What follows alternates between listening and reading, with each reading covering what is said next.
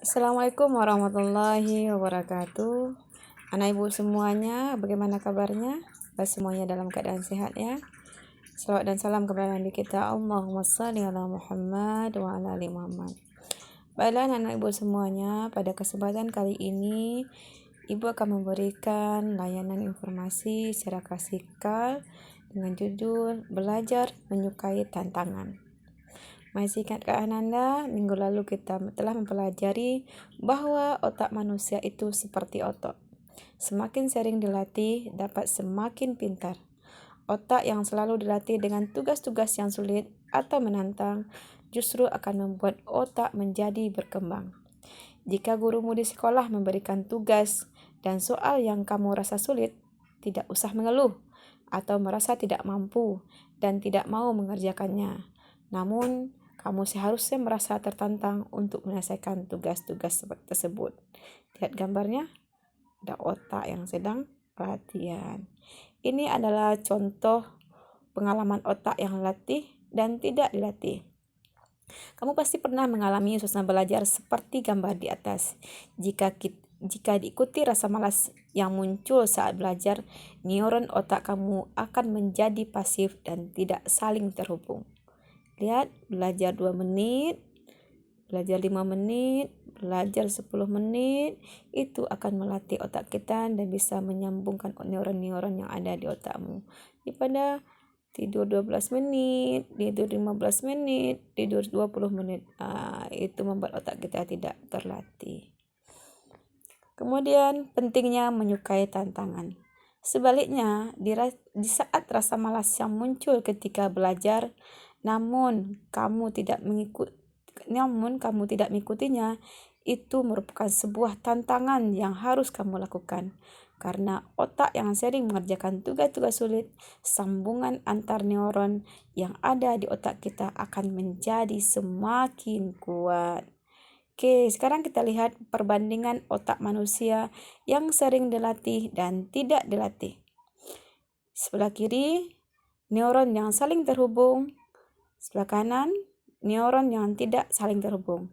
Lihat Ananda bedanya, otak yang kiri lebih banyak cahayanya dibandingkan dengan otak yang kanan. Otak yang sering melakukan kegiatan yang sulit dan menantang akan berkembang secara baik dan bahkan memunculkan neuron-neuron baru yang saling tersambung. Sebaliknya, otak yang tidak distimulus atau dirangsang akan kaku dan neuronnya tidak berkembang. Oke, nah sekarang kegiatan apa saja yang dapat menstimulasi otak dan tubuh? Ada beberapa kegiatan yang sulit dan menantang yang dapat kamu lakukan dalam melatih otak dan tubuh.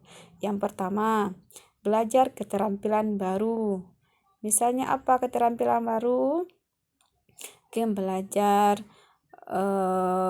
memasak atau belajar menggunakan bahasa asing. Juga ada ya nomor 6 ya, belajar bahasa asing. Keterampilan baru yang belum pernah kamu cobakan. Apa keterampilan baru? Mungkin menggambar, melukis, membaca cepat. Nah, ternyata membaca cepat ini bisa menstimulasi otak kita. Mengerjakan soal-soal yang sulit. Nah, soal-soal yang sulit ini membuat otak kita lebih berpikir keras untuk menyelesaikannya. Main catur juga bisa melatih otak kita karena kita dilatih bagaimana strategi kita supaya kita menang. Bermain puzzle atau teka-teki silang, belajar bahasa asing, bermain musik. Nah, itu kegiatan yang dapat melatih otak kita. Pada saat sekarang kamu sudah berada di kelas 9 kan? Tidak berapa lagi kamu akan menghadapi ujian akhir. Tentu kamu ingin mendapatkan hasil yang baik. Memperoleh hasil yang baik sangat dipengaruhi dari usaha yang kamu lakukan. Nah, kemudian sekarang kegiatan yang sulit dan menantang yang dapat menstimulasi otak. Karena tidak ada usaha yang mengkhianati hasil. Untuk sekarang, apa yang sudah kamu lakukan? Apakah sudah semaksimal mungkin? Jawabannya ada dalam diri kamu masing-masing. Dalam mencapai sebuah tujuan, kamu harus mengikuti segala proses yang berjalan. Berani bersusah-susah dahulu akan merasakan bersenang-senang di kemudian. Dari sekarang, ayo lakukan kegiatan-kegiatan yang dapat menstimulasi otak dan tubuh kamu, serta belajar menyukai tantangan dan tidak selalu berada di zona aman. Ini adalah kisah-kisah inspiratif orang-orang yang berhasil menghadapi tantangan.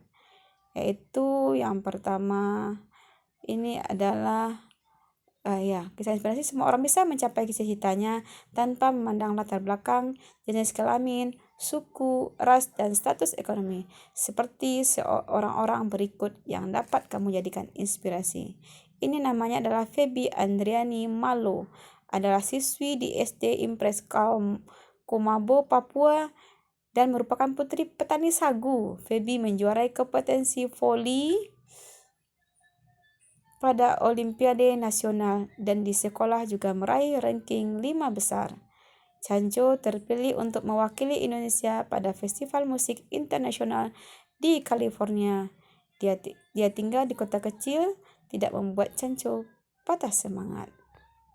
Ini juga kisahnya adalah Zulben, terlahir dengan keterbatasan fisik, bisa dilihat di mana kedua tangan dan kakinya tidak sempurna. Dengan keterbatasan yang ada, ia mampu menemukan caranya sendiri untuk menggunakan kamera di samping keterbatasan fisik. Namun Zulben salah satu merupakan fotografer terkenal dan handal di Indonesia. Nah, kisah-kisah inspiratif ini tidak menghalangi mereka menggapai prestasi. Bagaimana dengan kamu? Kendala apa yang kamu hadapi dalam mengatasi? Bagaimana dengan kamu? Kendala apa yang kamu hadapi? Dapatkah kamu mengatasi kendala-kendala tersebut? Dan pesan kunci dari materi ini adalah penting untuk menyukai tantangan dan keluar dari zona aman. Yang kedua, kegiatan yang mudah tidak akan menstimulasi otak. Yang ketiga, siapapun bisa mencapai cita-citanya asalkan berusaha dengan keras. Oke, Ananda, itu materi kita hari ini. Tugas Ananda adalah kerjakan kegiatan di modul BK kita untuk kelas 9 halaman 37 dan 35 dan 37. Kemudian kalau sudah selesai, fotokan ke WA secara japri, buat nama, tanda tangannya, kemudian tanggal kegiatan. Terima kasih Ananda. Selamat bekerja, selamat bertugas. Semoga kegiatan ini bermanfaat bagi Anda dan Ananda betul-betul menerapkan materi ini. Tidak ada yang tidak bisa kita lakukan. Insya Allah apa yang kita lakukan, apapun yang tantangan yang kita hadapi, kita jalani, kita lalui, moga kita menjadi yang sukses di dunia dan akhirat. Amin. Terima kasih. Assalamualaikum warahmatullahi wabarakatuh.